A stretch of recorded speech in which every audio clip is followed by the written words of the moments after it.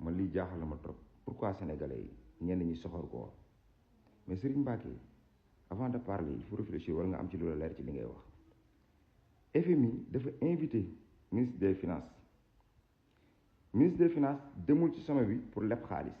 loolu tamit na leer ci bopp sénégalais yi dem nañ nag présenter seen projet bi ñu demee président Macky Sall dafa bokkoon ci ñu présider sommet bi na leer foofu tamit.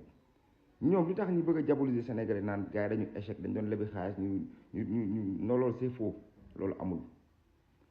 li leer ba leer mooy ñoom li ñu bëgg mooy rapport OFNAC yi président wax nañ publier rapport yi